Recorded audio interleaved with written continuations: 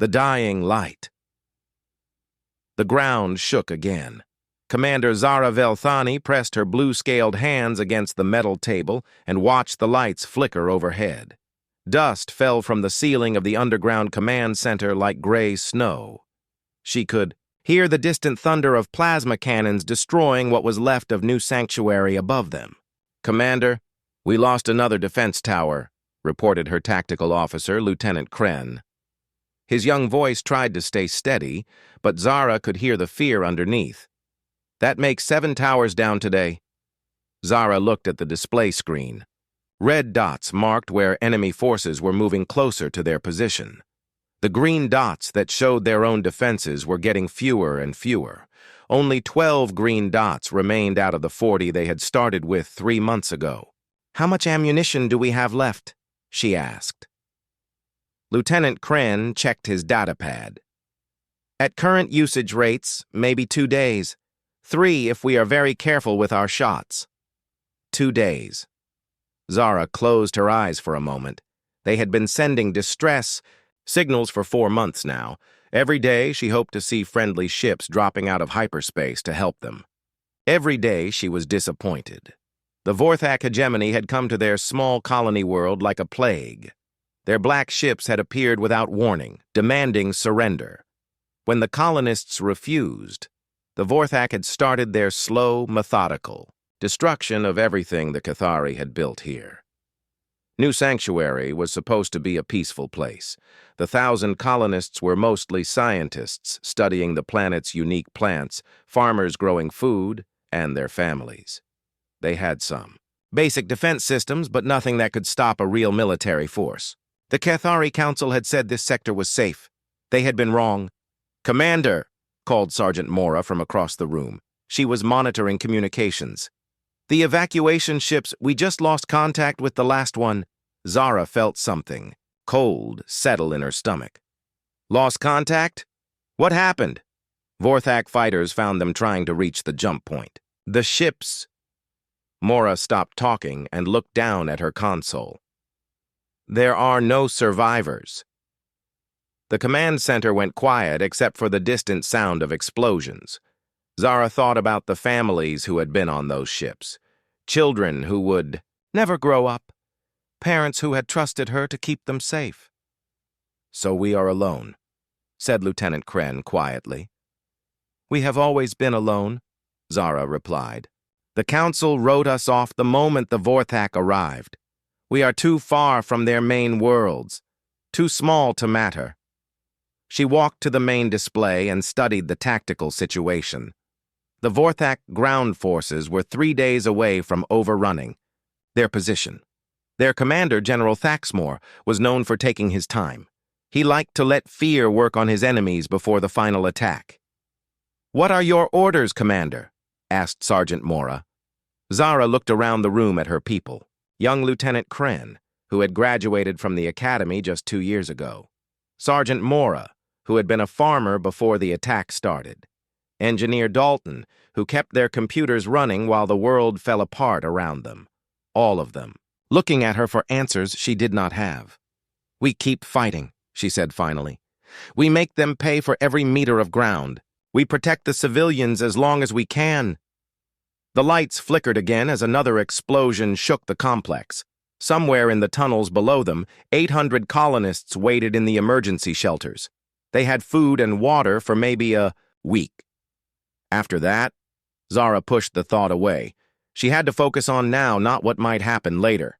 "Kren, I want you to check all remaining defense positions. Make sure they have enough supplies. Mora, keep monitoring all frequencies. Maybe someone will hear our distress signal." "Commander," Mora said carefully, "we have been broadcasting for 4 months. If help was coming..." "I know," Zara said, "but we keep trying anyway." She left the command center and walked through the tunnels to the main shelter. The corridors were lit by emergency lights that cast strange shadows on the walls. She could hear voices from the shelter before she reached it. The main shelter was a large cavern that the colonists had carved out of the rock. Families sat together on blankets and small chairs. Some people were sleeping. Others talked quietly or played games with their children. Everyone looked tired and worried. Zara saw Dr. Nellis sitting with her young daughter, Tessa. The little girl had drawn pictures of flowers and stick figures with crayons. Normal things that seemed impossible. In their current situation, when are the rescue ships coming? Tessa asked her mother. Dr. Nellis stroked her daughter's hair. She looked up and saw Zara watching them. Their eyes met for a moment. Dr. Nellis knew the truth, just like all the adults did. No rescue ships were coming. The Cathari Council had abandoned them. "Soon, sweetheart," Dr. Nellis whispered to her daughter. "They will come soon," but her voice was empty of hope. Zara walked through the shelter, checking on people and trying to look confident. She stopped to talk with the elderly, played with some of the children, and listened to concerns from worried parents. All the time, she felt the weight of their trust pressing down on her. Old Mr. Venn approached her as she prepared to leave. He had been one of the first colonists to arrive at New Sanctuary 5 years ago. "Commander," he said quietly, "how much time do we have?" Zara looked at his weathered face. He deserved honesty. 3 days until they reach us. Maybe 4. Mr. Venn nodded slowly. "I see. And after that?" "I do not know," Zara said. "The Vorthak sometimes take prisoners as slaves. Sometimes they do not." "I understand." Mr. Venn was quiet for a moment. "My granddaughter asks me every day when her parents are coming to take her home. They died in the first attack." Zara felt her throat tighten. "What do you tell her?" "I tell her they are waiting for her in a safe place, that she will see them again soon." Mr. Venn looked toward where his granddaughter was playing with other children. "I suppose that is true in a way." Zara returned to the command center feeling heavier than when she had left. Lieutenant Kren was still working at his station. Sergeant Mora was listening to something on her headphones. "Any word from the outside?" Zara asked. "Nothing," Mora replied. "Just empty space." Zara sat in her chair and stared at the tactical display. The red dots were moving closer. In 3 days, maybe less, this would all be over. The colonists of New Sanctuary would be dead, or enslaved. Their small attempt at building something good in this dangerous galaxy would be erased. She thought about her own family back on the homeworld. Her sister and her nephew. Would they even know what happened here? Would anyone remember that they had tried? "Commander," said Engineer Dalton from his corner of the room, "I have been thinking about our power systems. If we reroute energy from non-essential systems, we might be able to boost our defense grid one more time. Give them a real fight before the end," Zara finished. "Yes, ma'am." "Do it," Zara said. "If we are going to die here, we will die fighting." The ground shook again. Somewhere above them, the Vorthak continued their methodical destruction of everything the colonists had built. But in the command center deep underground, the defenders of New Sanctuary prepared for their last stand. Zara looked at the display one more time. Still no friendly ships. Still no rescue. They were alone, in the dark, waiting for the storm to break. Ghosts in the Void Captain. Maria Santos stood on the bridge of the cargo ship Wandering Star and sipped her coffee. It was terrible coffee, made from recycled water and cheap synthetic beans, but it was hot and helped her stay awake during the long shifts between star systems. "Captain," called her navigation officer Jim Park, "we are picking up something weird on the long-range sensors." "Define weird," Maria said, walking over to his station. "It looks like a signal, but it is very faint. And it is coming from a sector that should be empty." Maria frowned. The Wandering Star was traveling through the Outer Rim territories, carrying medical supplies to a mining colony. This area was supposed to be uninhabited. No colonies, no shipping lanes, no reason for anyone to be out here. "What kind of signal?" she asked. "That is the weird part. It is not human. The patterns are all wrong for our technology." Maria felt a small chill run down her spine. Alien signals in empty space usually meant trouble. Pirates sometimes used alien technology to confuse cargo ships, or worse, it could be a real alien contact, and those almost never went well for humans. Chen, she called to her engineer, come, take a look at this. Chen was an old man who had been working on spaceships longer than Maria had been alive. He had gray hair, thick glasses, and hands that were permanently stained with engine grease. He also knew more about alien technology than anyone else in the crew. Chen studied the signal data for several minutes. His expression grew more serious as he worked. "This is not a trap," he said finally. "This is a distress call." "You are sure?" Maria asked. "Look at these patterns here," Chen pointed to his screen. "These are mathematical sequences, prime numbers actually, but they are decreasing. See? It started with larger primes and now it is using smaller ones." "What does that mean?" "It means whoever is sending this signal is counting down. They are marking time until something happens. Something bad." Maria stared at the data. She had been captain of the Wandering Star for 8 years. In that time, she had learned to avoid trouble. Mysterious alien signals in empty space were definitely trouble. "How far off our course would it be to investigate?" she asked Jim. Did some quick calculations. "About 6 days, maybe 7 if we want to be careful approaching. And we are carrying medical supplies to Kelvin Station. They need those supplies." "Yes, ma'am. But they are not critical. The station can wait another week without problems." Maria walked to the front of the bridge and looked out at the stars. Her crew was good people, but they were not heroes. They were smugglers and traders who worked the edges of known space because it paid better than the safe routes. Getting involved in alien problems was not part of their job. "Captain," Chen said quietly, "those prime numbers are getting smaller. Whoever is sending this signal, they are running out of time." "What do you think, Chen?" "Professional opinion." The old engineer was quiet for a moment. "I think someone is dying out there, and they are asking for help." Maria looked around the bridge at her crew. Jim Park, young and eager, was watching her hopefully. Weapons Officer Lisa Tang was checking her guns, ready for whatever decision. Maria made. Pilot Sarah Kim was already plotting possible courses to the signal source. "Jim, how many people do we have aboard?" Maria asked. 23, including you, Captain."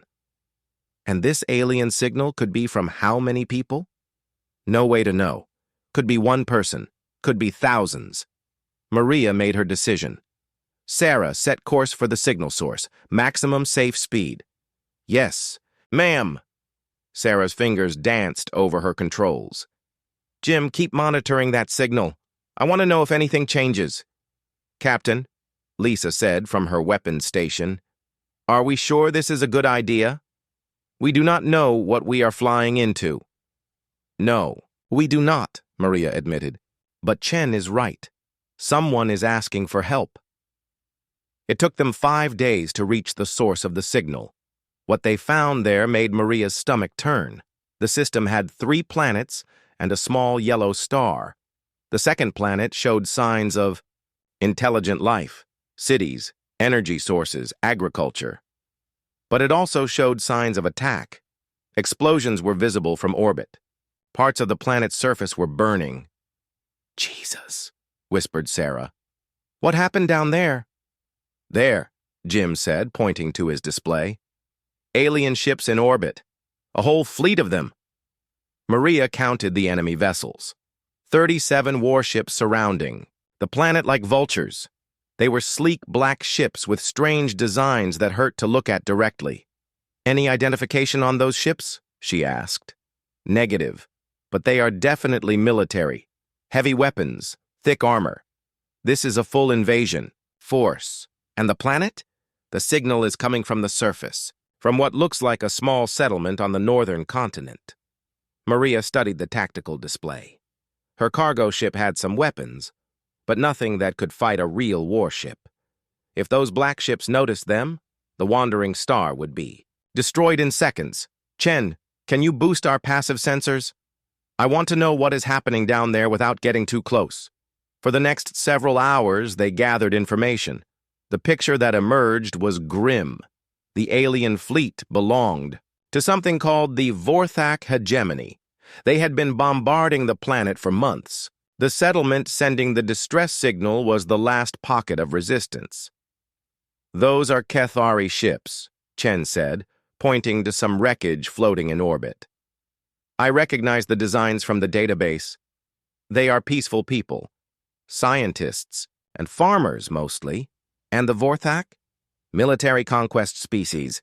They expand by overwhelming less advanced civilizations. Maria felt sick. She was watching the slow extermination of an entire colony. Men, women, children, all dying while she sat in her ship doing nothing. Captain, Jim said softly, we should go.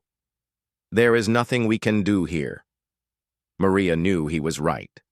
23. Humans in a cargo ship could not fight 37 alien warships. It would be suicide. But she kept thinking about those prime numbers counting down. Someone down there was marking time until death came for them. They had been calling for help for months, and no one had answered. Sarah, move us out of the system, but keep us close enough to monitor the situation. Yes, ma'am. Maria went to her cabin and sat at her small desk. She pulled out her personal communicator and stared at it for a long time. What she was thinking about doing was crazy. It would probably get them all killed.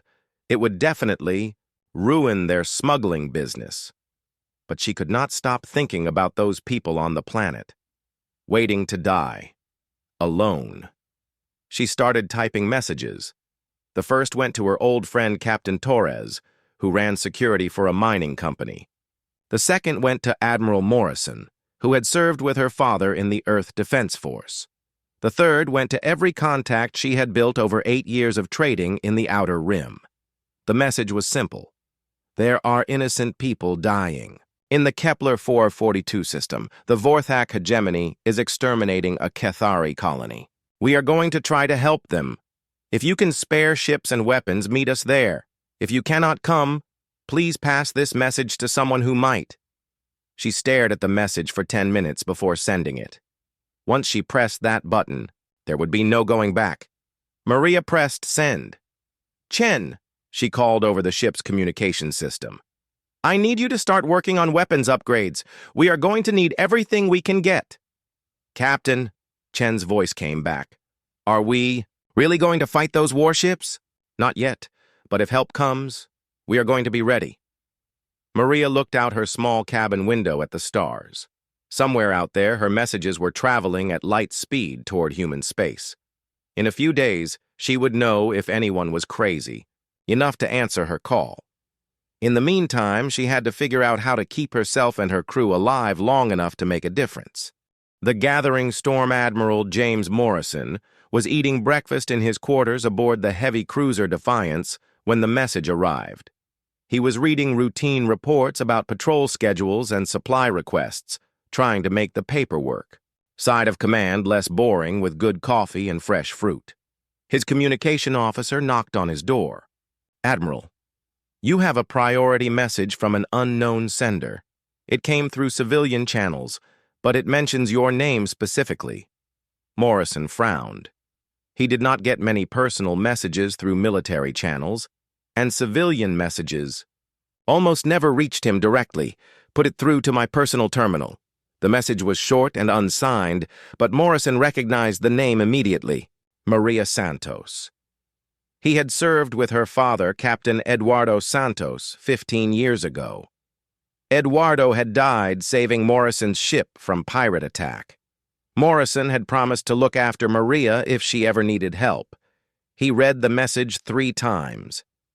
A Kethari colony under attack, an entire invasion fleet, a desperate request for military assistance in a sector far outside human territory. Morrison walked to his bridge and called up the star charts. The Kepler 442 system was 12 days away at maximum speed. It was not in human space, not protected, by any treaty, and definitely not his responsibility. But Eduardo Santos had died protecting human lives. His daughter was now asking for help protecting alien lives.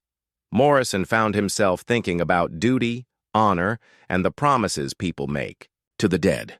"Commander Walsh," he called to his first officer, "plot a course for the Kepler 442 system, best possible speed." "Sir, that system is not on our patrol route." "I am aware of that, Commander. Set the course." "Yes, sir." Meanwhile, across human space, other people were receiving similar messages. Captain Torres read his while supervising the loading of mining equipment onto his security fleet. The message had been forwarded to him by Maria Santos with a personal note. "Remember when you said you owed me a favor?" Torres looked at his 6 armed escort ships.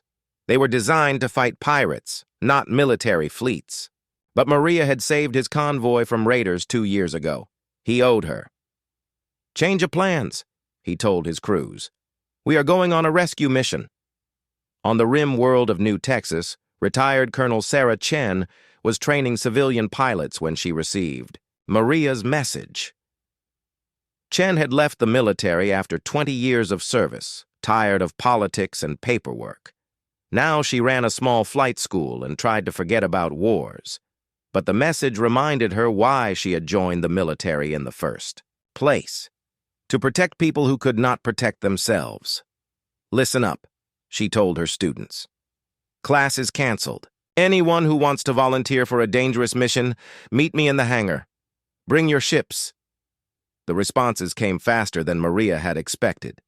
Her communication officer aboard the Wandering Star reported new messages every few hours. "Captain, we have confirmation from Admiral Morrison. He is bringing the cruiser Defiance and 2 destroyers. Captain Torres is coming with 6 security ships. A group of freelance pilots from the Centauri system want to help. 12 ships." The cargo hauler Big Sky diverted from its route. "Captain says he has weapons and volunteers." Maria watched the list grow longer. Ship captains, security forces, retired military officers, even some reformed pirates who decided this fight mattered more than their next score. None of them were being ordered to come. They were all volunteers. "Chen," she called to her engineer, "how many ships are we expecting?" Chen checked his data pad. "At last count, over 200. Maybe more." 200 ships, Maria repeated quietly. It was more help than she had dared to hope for, but it was also a responsibility she had never wanted. These people were coming because she had asked them to. If they died, their blood would be on her hands. On the planet below, Commander Zara watched her defenses crumble. The Vorthak had destroyed another 3 towers during the night. Her ammunition supplies were almost gone. The civilians in the shelters were asking more questions about rescue ships that were never going to come.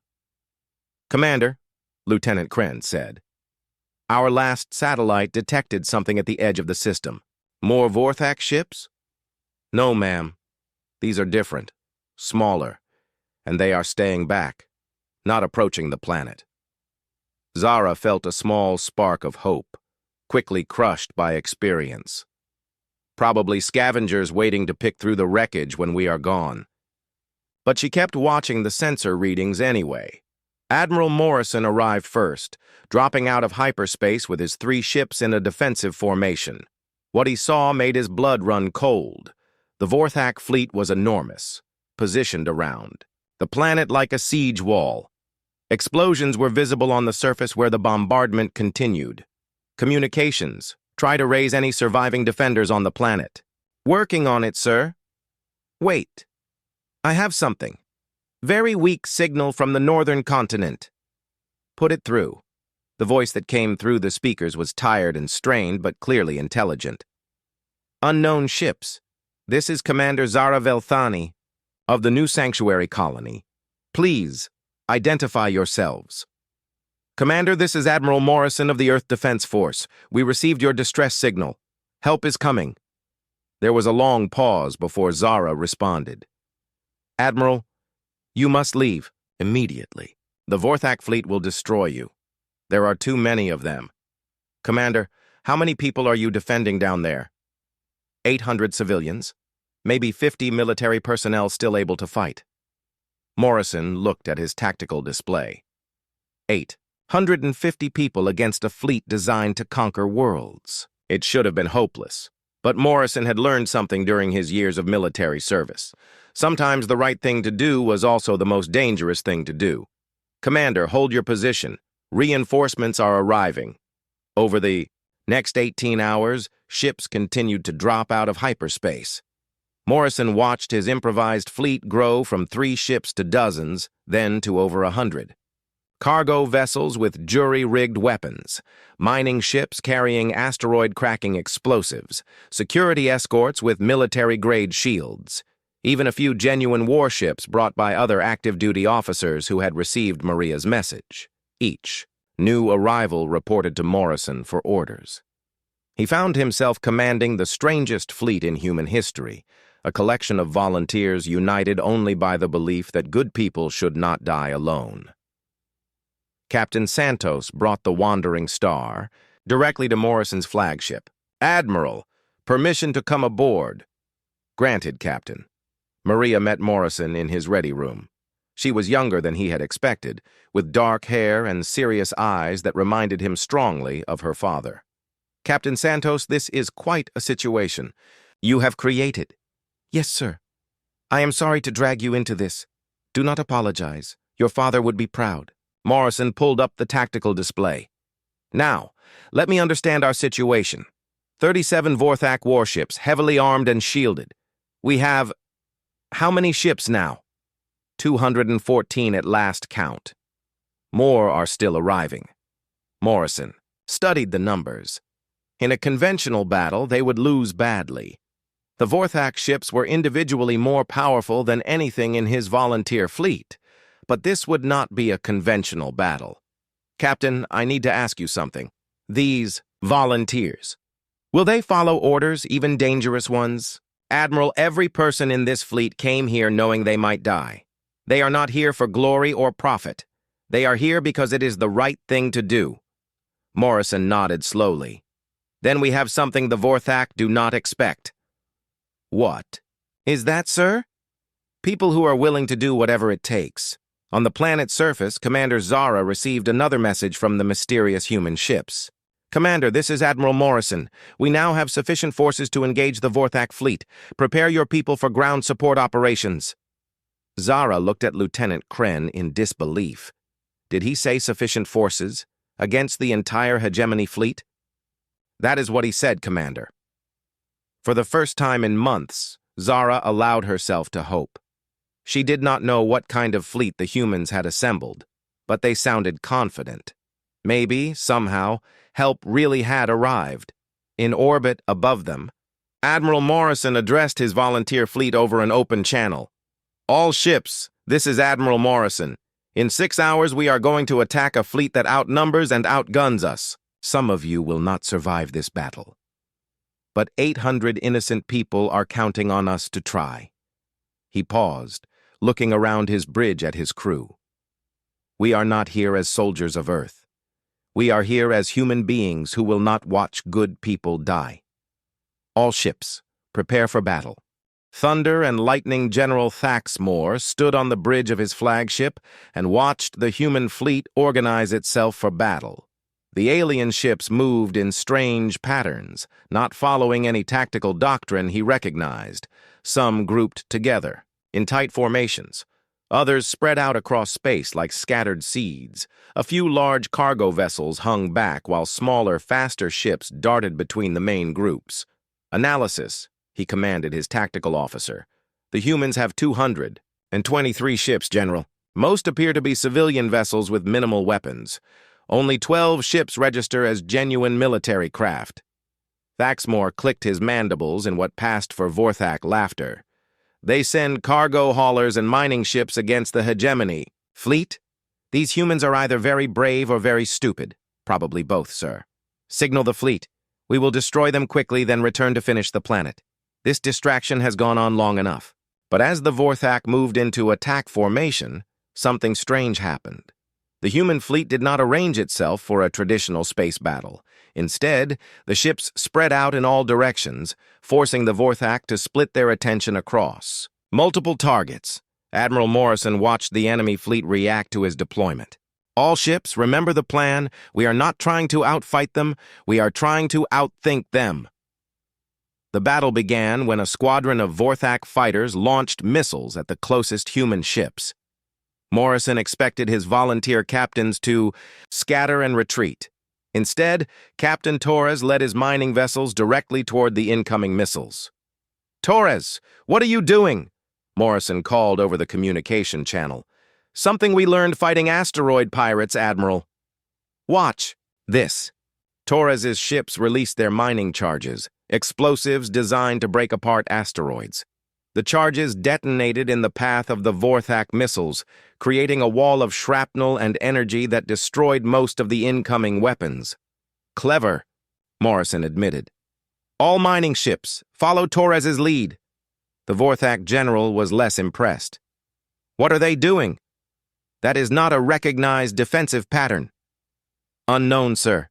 They appear to be using industrial equipment as weapons." The space battle quickly became unlike anything in Vorthak experience.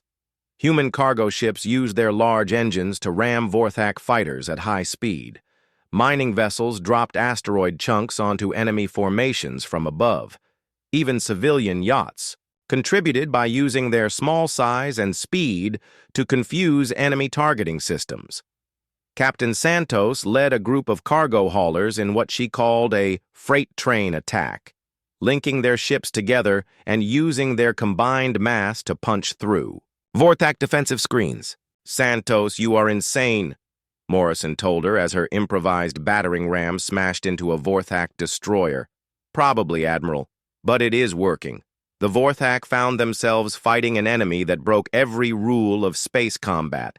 When they tried to establish long-range fire zones, human ships closed to point-blank range where their smaller weapons could be effective. When they attempted to use their superior armor, human vessels used ramming attacks that relied on mass and momentum, rather than firepower. Most confusing of all, the humans seemed willing to sacrifice their ships to save others. When the cargo vessel Prairie Wind lost its engines, 3 other ships immediately moved to protect it, even though doing so put them in extreme danger. "They are not fighting to win," General Thaxmore observed. "They are fighting to save each other." "Sir, that does not match any tactical doctrine in our database." Meanwhile, on the planet's surface, Commander Zara watched the space battle through her remaining sensors.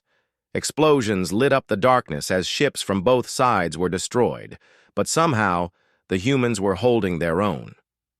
"Commander," reported Lieutenant Kren, "we are detecting drop ships entering the atmosphere. Human ground forces." "How many?" "Difficult to say.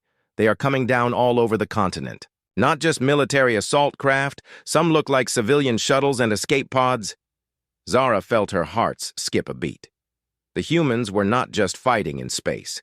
They were sending ground forces to help defend the colony.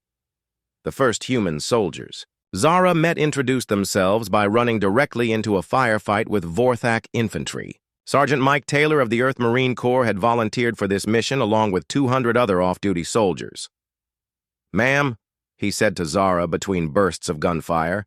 "Sergeant Taylor reporting for duty. Where do you need us to kill?" "Things?" Zara pointed toward the Vorthak advance. "They are trying to break through our eastern defenses." "Roger that. Marines, let's go remind these ugly bastards why humans are bad news." But it was not just military personnel. Captain Torres had brought his mining crews, who used their blasting equipment to collapse tunnels on advancing Vorthak forces.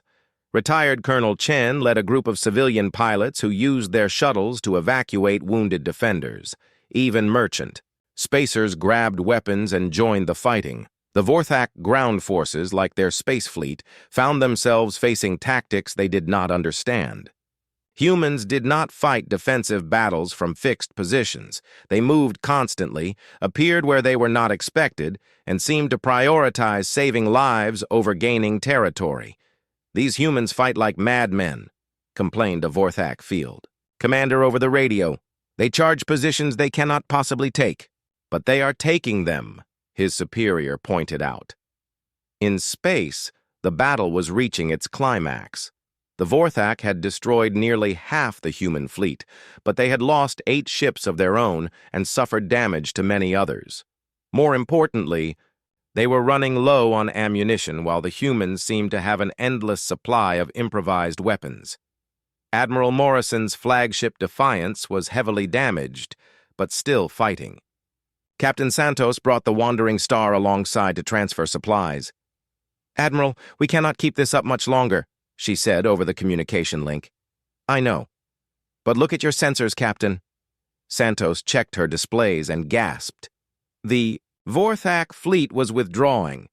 Ships that had been in close combat were pulling back to longer range. Some were actually moving toward the edge of the system. "They are retreating?" she asked in disbelief. "General Thaxamore is a professional soldier," Morrison explained. "He recognizes when a battle is no longer worth fighting."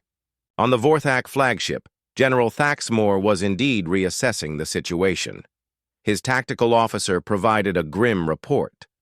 "Sir, we have lost 8 ships destroyed and 14 more heavily damaged. Ground forces report they are unable to advance against combined human and Kethari resistance. The humans continue to receive reinforcements." Thaxamore studied the tactical display. The human fleet was battered but still fighting. More concerning, his intelligence officers reported additional human ships approaching the system. This small colony was turning into a major battle against an enemy that fought unlike anything in Vorthak experience. "Recall all forces," he ordered. "We withdraw to the outer system. Sir, the colony is almost defeated. We could finish them." "At what cost? These humans will sacrifice their entire fleet to save one enemy ship. I will not waste the hegemony's resources fighting an enemy that does not value their own lives," the Vorthak retreat was not a rout, but it was definitive.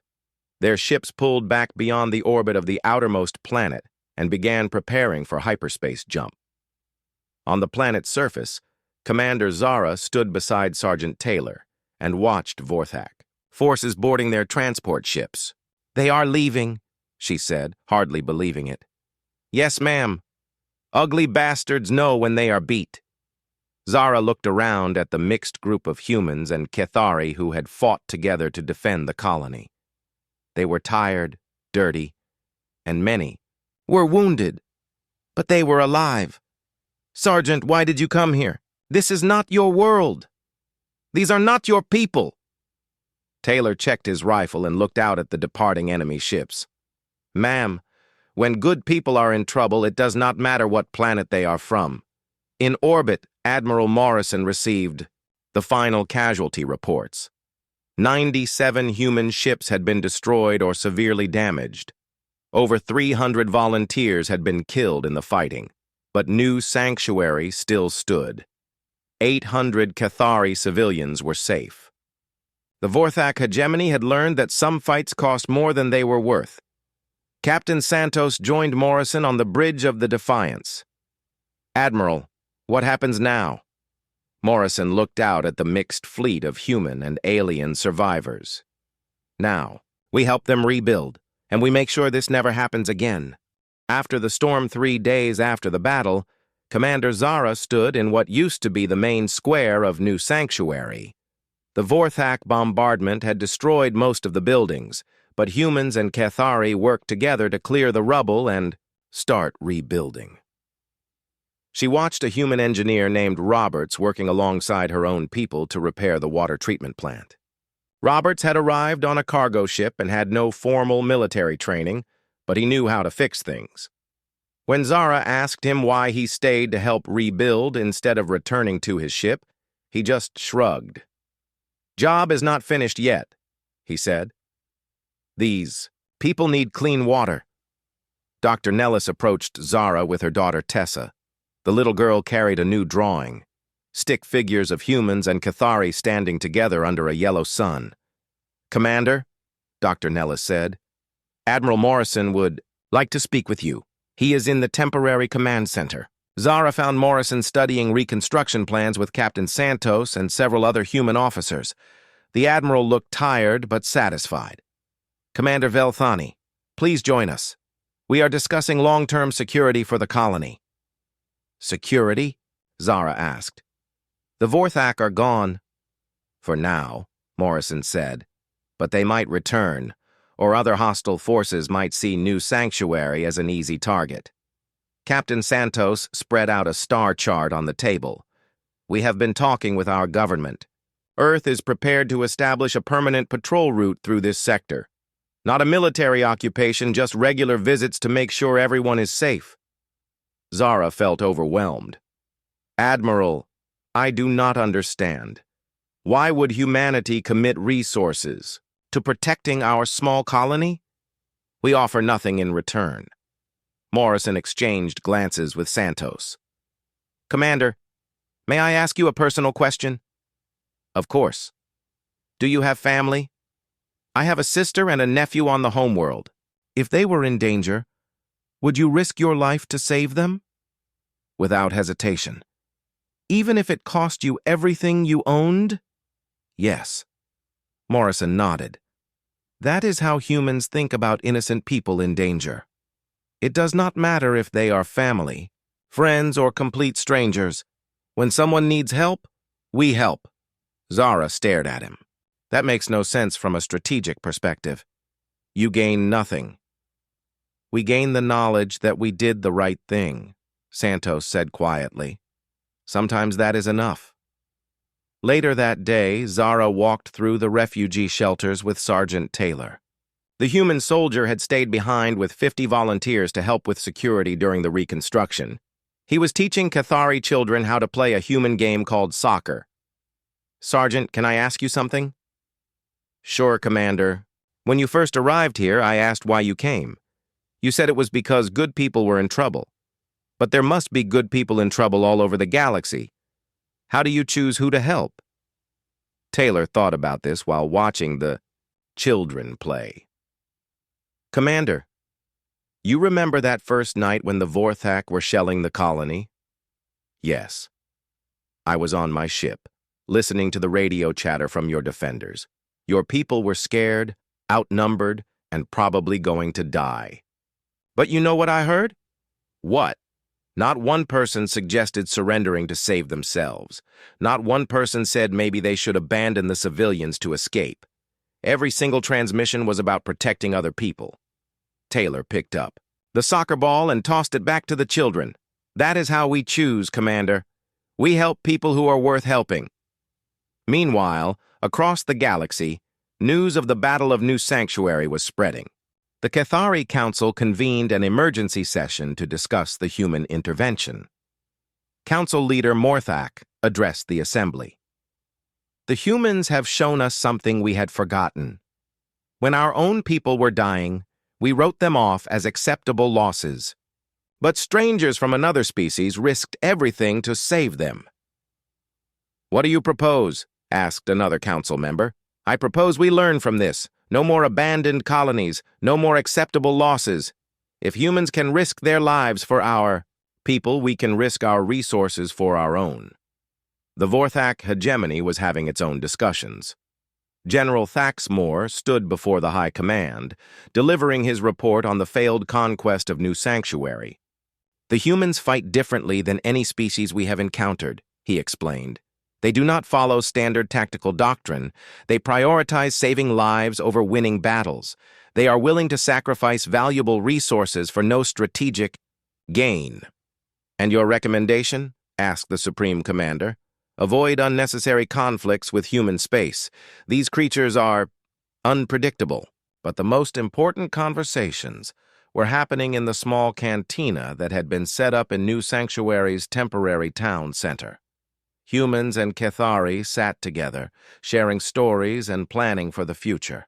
Maria Santos sat with Commander. Zara, drinking something that was supposedly coffee but tasted like engine coolant. Commander, I have a question for you, Maria said. Please. Your distress signal. Those prime numbers counting down. What were you counting down to? Zara was quiet for a moment. The day we would all die. We had calculated how long our ammunition and supplies would last. Each day, We reduced the number to mark how much time we had left. And now? Now we count up instead of down.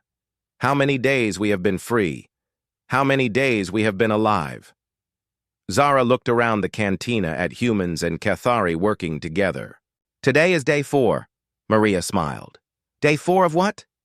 Day 4 of understanding that we are not alone in the universe. A week later, Admiral Morrison prepared to leave with most of the human fleet. The immediate crisis was over, and his ships were needed elsewhere. But he was not leaving the Cathari alone. Captain Torres had volunteered to stay with his security ships, establishing a permanent human presence in the system. Other volunteers were setting up trade routes and communication networks. New Sanctuary would never be isolated again. Morrison met with Zara one final time before departing.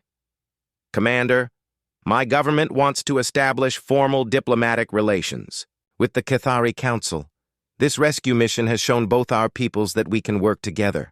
I will recommend that the Council accept, Zara said. But, Admiral, I still do not fully understand why you came. Your explanation about helping people in need, it is very simple.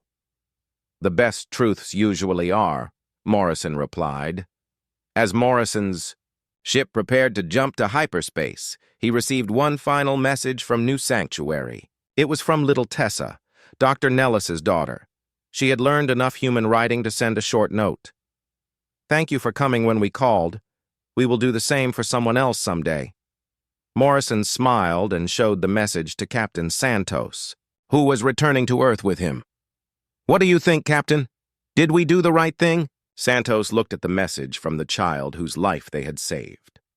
Ask me in 20 years, Admiral, when that little girl is grown up and maybe helping someone else in trouble. And if she does, then we will know we did more than save lives. We will know we passed on something important. On the planet's surface, the reconstruction continued. Human and Cathari engineers worked side by side, building not just new structures, but new friendships. The colony that had been dying slowly came back to life. In the center of the new town square, they erected a monument. It was simple, a tall stone pillar with an inscription in both human and Cathari languages. They came because we called. We live because they answered. Below that, in smaller text, was another line that Captain Santos had suggested.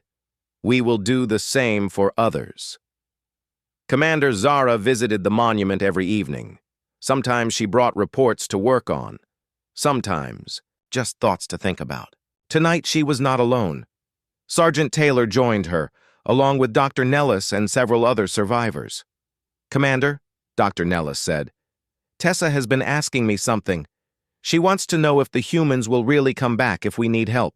Again. Zara looked at Sergeant Taylor. What should I tell her? Taylor was quiet for a moment, looking up at the stars where human ships continued their patrols. Tell her that humans keep their promises. And tell her that someday she might be the one answering someone else's call for help. Will she understand that? Maybe not now, but she will. As the group dispersed and headed home, Zara remained by the monument. She thought about the months of hopelessness when they had believed no help would come. She thought about the day when human ships had appeared at the edge of their system like a miracle. Most of all, she thought about what Sergeant Taylor had said. Someday, Tessa might be the one answering a call for help. Someday, the Cathari might be the ones who refused to let good people die alone. The idea filled Zara with something she had not felt in months. Not just hope for the future, but purpose. They had been saved not just to live, but to learn.